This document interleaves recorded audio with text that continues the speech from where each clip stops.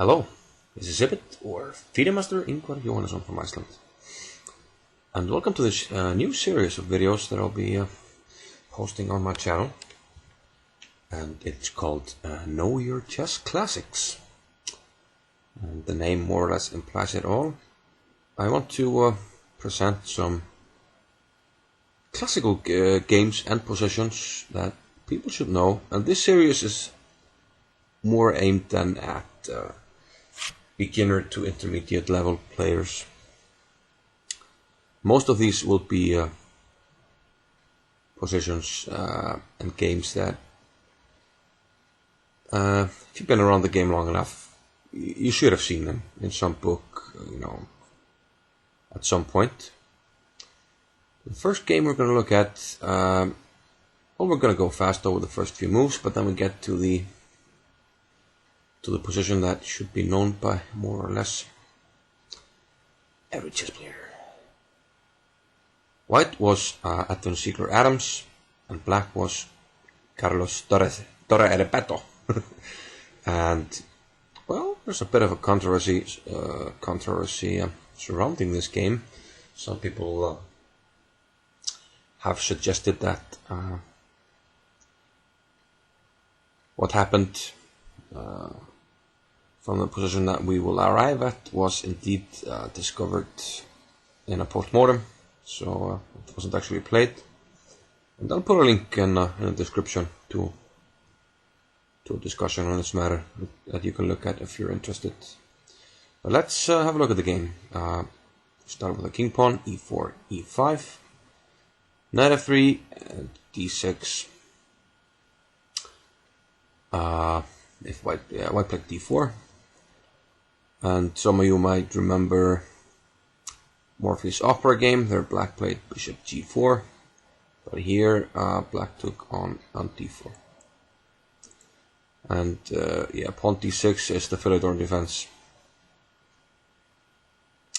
Knight c6 attacking the queen, and white didn't want to lose time with the queen, so he played bishop b5, pinning the knight. Bishop d7 unpins the knight, so we have to do something about our queen that is attacked. So white took on c6, bishop takes c6.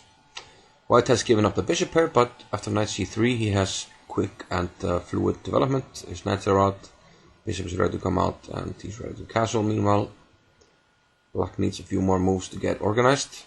Knight f6, tries to do just that, castles, bishop e7, and knight d5, trying to grab some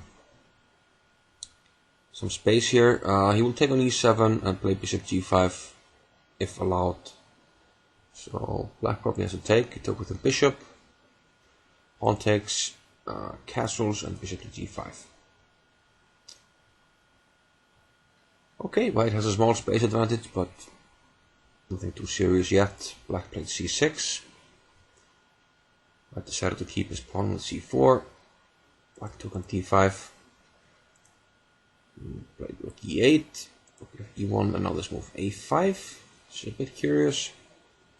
Okay, rook e2, rook c8, which has been mentioned as a mistake. Probably black had to make luft at this point.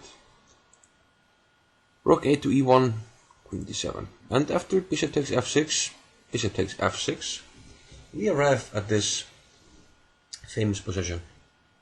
And why is it famous? Well, you're about to see. It's a beautiful piece of maneuvering with the queen, and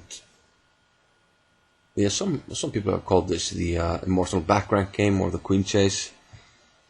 A number of themes, but the main thing is the weak back rank, and white will try and take advantage of that. You see now that white has his rook piled up on the e-file, attacking this rook.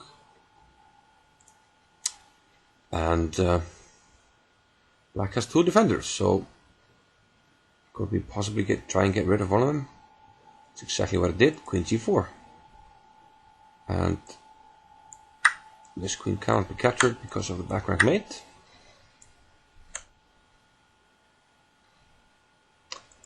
So what to do? The queen has to move, but keep control over this e8 rook. Queen d8 loses material. so queen b5 had to be played, and was played, queen b5. Okay, we tried, but we failed. We tried to deflect the queen, but can we do it again? Can we do it again? Yes, we can. Queen c4. And it should be mentioned here that, okay, but what about a4? Doesn't the queen have to move from this diagonal? That's true, but it can do so with pretty devastating effect, capturing here on e2. And now it's white who will lose because of the back rank issues. Here x-ray and back rank mate. So a4 can't be played. But what happened? He played queen c4.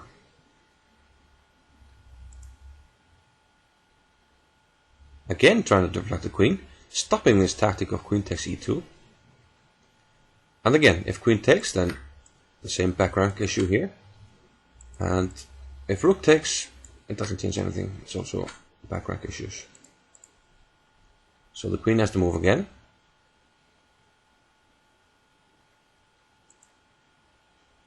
And it went to d7.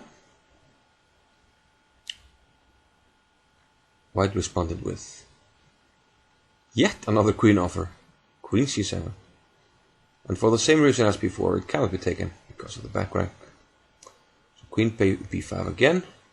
And now we have the same position as before, but now instead of the queen being on g4, it's on c7. Still it cannot be taken. But now, what happens?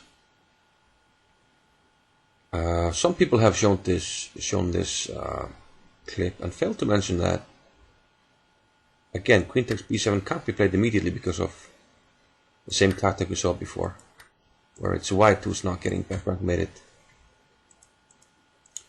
So therefore, in this position, he played the move a4.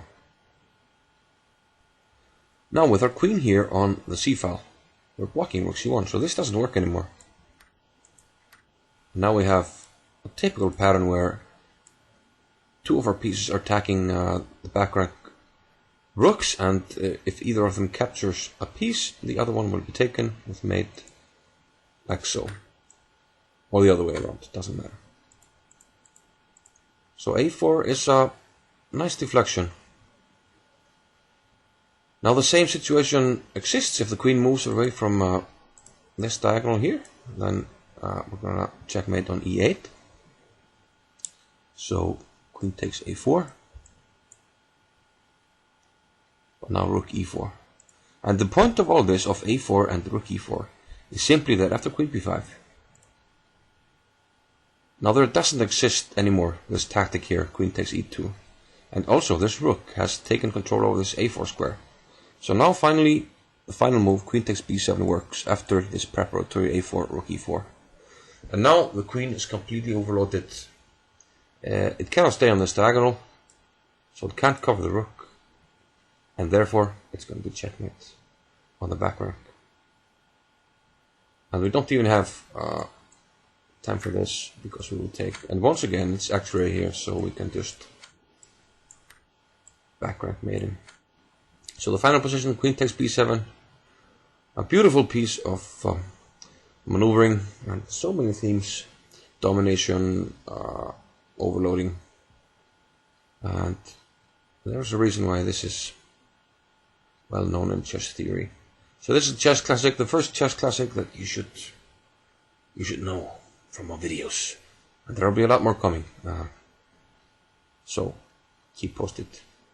See you later. Bye bye.